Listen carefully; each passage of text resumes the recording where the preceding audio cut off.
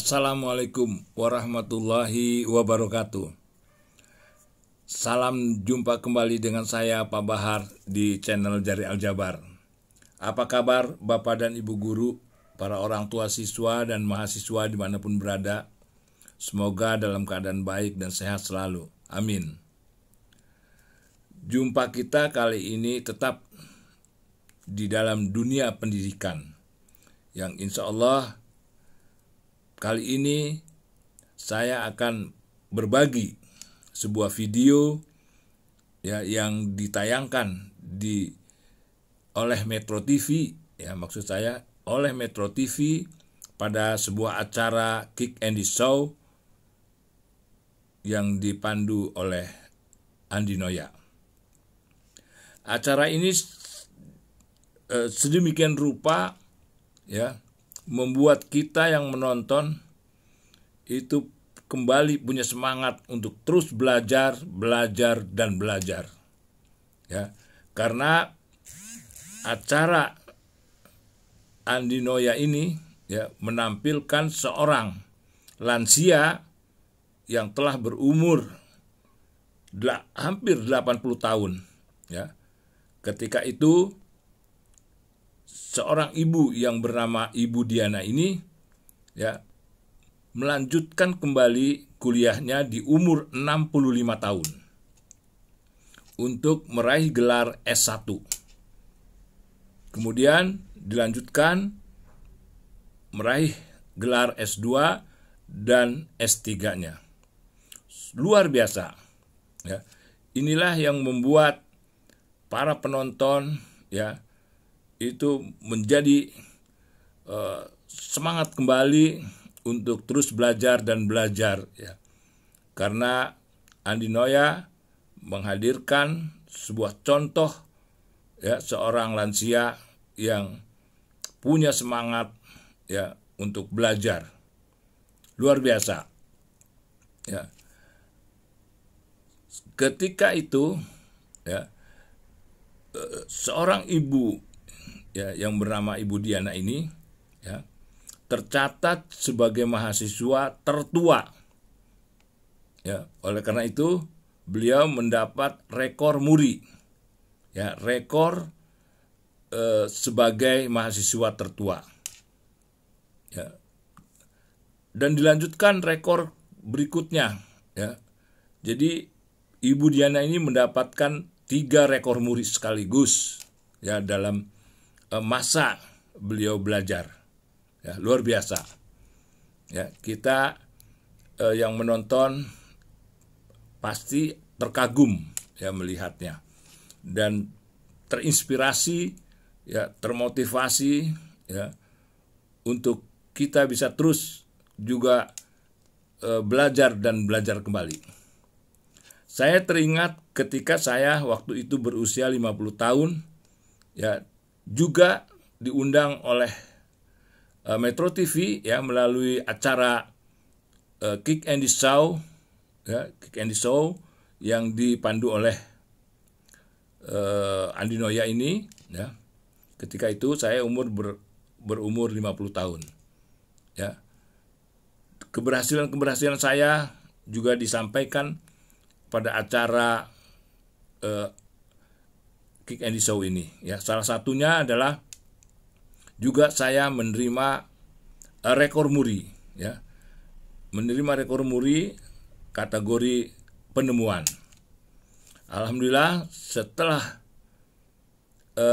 acara ini ditayangkan di Metro TV, keberhasilan saya ditayangkan di Metro TV ini, akhirnya saya dikenal di berbagai pelosok di Indonesia ini, dan saya membuat sebuah program yang kita sebut dengan program mencetak 1 juta anak bintang.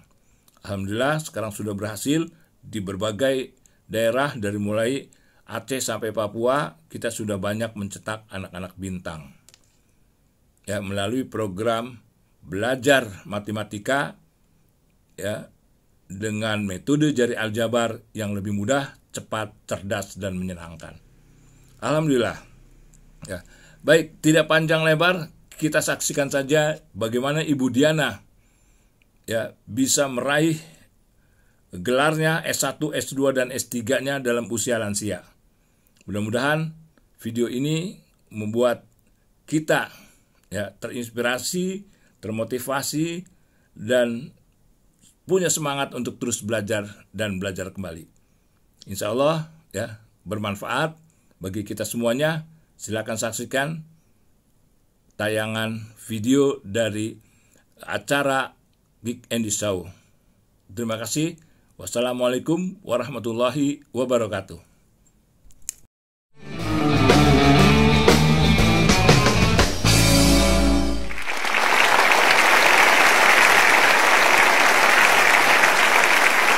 Tadi sepintas sudah saya perkenalkan Ibu Diana Patricia Pasaribu Hasibuan.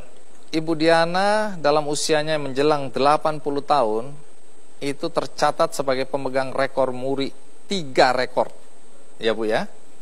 Ibu, ini kan mengagumkan dalam usia Ibu karena rekor yang dipegang adalah rekor sarjana S1 tertua yang dicatat oleh rekor muri. Iya. Emang waktu lulus sarjana umur berapa Ibu? Saya mulai kuliah umur 65 tahun. Baru mulai kuliah? Iya. Iya, saya pensiun itu Bu. Lulus umur 69 tahun. Lulus S1. S1. Baik. Menarik karena kemudian mencatat rekor lagi ketika Ibu melanjutkan sekolah atau kuliah lagi, ambil S2. Saya langsung kuliah di umur 69 tahun, lulus umur 73 tahun, S2.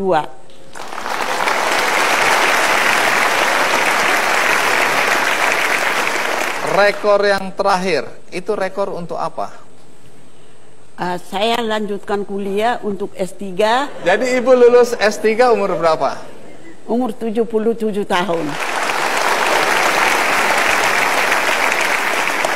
S1 lulus 69 tahun, S2 lulus 73 tahun, dan S3 lulus 77 tahun. Iya, Ibu masih mau melanjutkan lagi? Ya, S3 biasanya profesor itu pemberian daripada itu perguruan-perguruan. Bisa juga cari lagi dokter di bidang lain. Apa masih ada minat? Saya sekarang sedang jadi dosen. Ibu Diana ngajar apa sekarang? Sekarang lagi mengajar. Pada semester ini ada 2 mata kuliah, pengantar perjanjian lama dan filsafat pendidikan.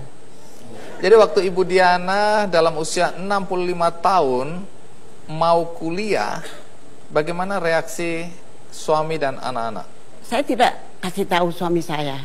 Pokoknya pekerjaan rumah tangga saya bereskan. Saya bilang, saya Bapak, saya pergi ke di Riarkaraya, itu saja saya bilang. Saya tidak pernah runding itu. Kalau saya runding, saya tahu tidak akan selesai dan tidak akan boleh saya ambil.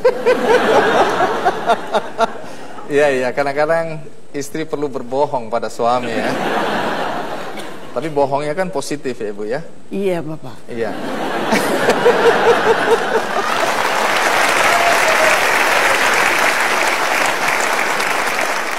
Pasti kan satu saat ketahuan juga. Waktu ketahuan bagaimana reaksi? Begini, saya pintar juga mengambil hati suami. Pak, saya suami bilang, ada di sini atau tidak? Di Papua ya?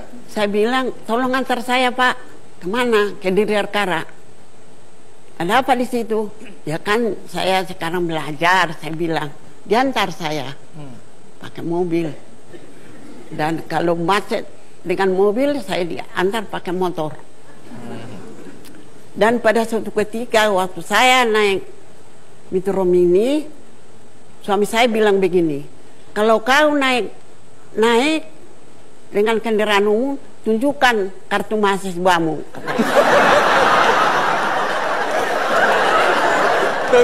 Tunggu. Kenapa suami ngajarin untuk memperlihatkan kartu mahasiswa? Karena suami saya tahu kalau dengan kartu mahasiswa pembayaran itu apa berkurang.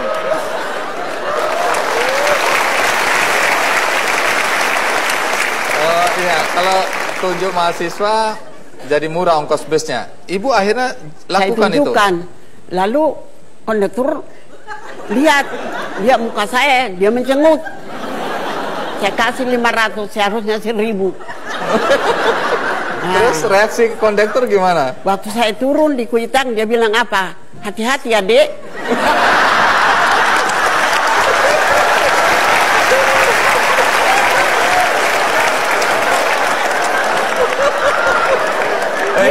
Ini kondekturnya nyindir ini ya. Dia dendam saya. Dia nyindir ini. Terus Ya, reaksi ibu apa? kesal. Jadi saya bilang, hei, jangan bilang aku adikmu. Cucu saya sudah sebesar kau. Saya marah. Nah, tapi sejak saat itu ibu tetap pakai atau? Tidak, di rumah saya bilang, Pak, gara-gara kau menuntut kartu mahasiswa, saya ribut dengan kondektur.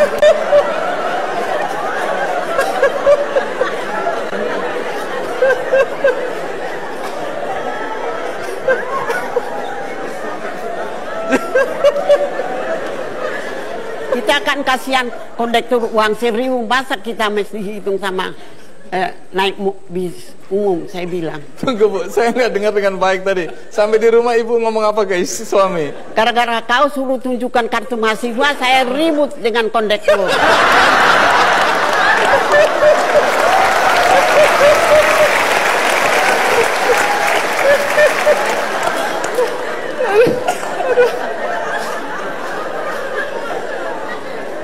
Tunggu dulu, sakit perut.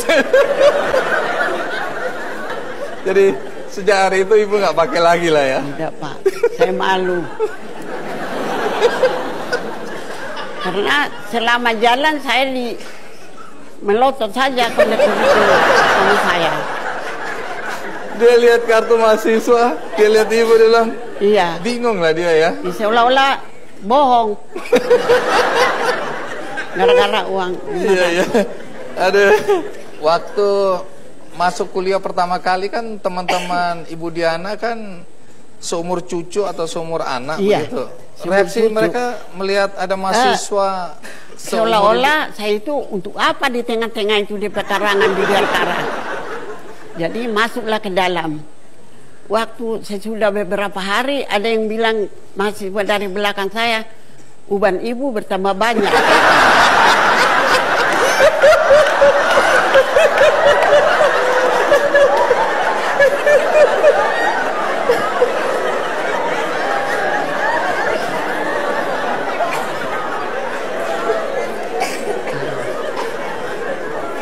Seolah-olah tetap mereka dosen juga, seolah-olah kenapa ini diterima ini kuliah, seolah-olah juga dosen kurang yakin bahwa saya itu kuliah. Tetapi waktu UTS seorang dosen profesor memanggil saya ke depan, yang lain tidak dipanggil. Ibu Patricia, katanya, diambil lembaran hasil ujian. Selamat ya Bu. Dia kasih selamat. Rupanya saya dapat 87,5.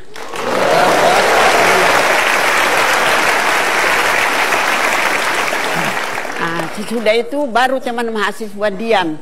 Tidak ada lagi yang Nah, ini yang saya mau tanya, Bu. Mahasiswa kan ada kebiasaan nyontek. Ibu pernah nyontek enggak? Oh, tidak. Ibu jangan bohong ini. Begini, pernah sekali. Waktu kami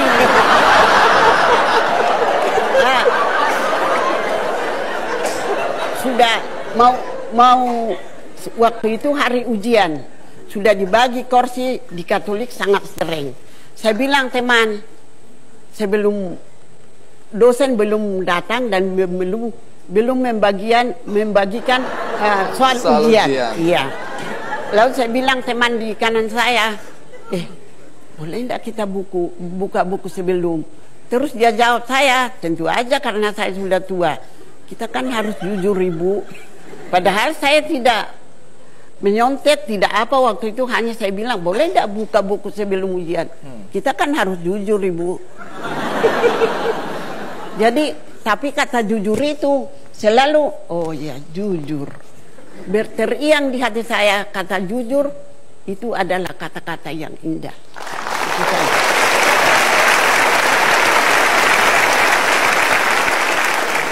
Baik, sebelum kita lanjutkan Ibu Diana, tentu kita ingin lihat dulu cerita tentang Ibu Diana berikut ini.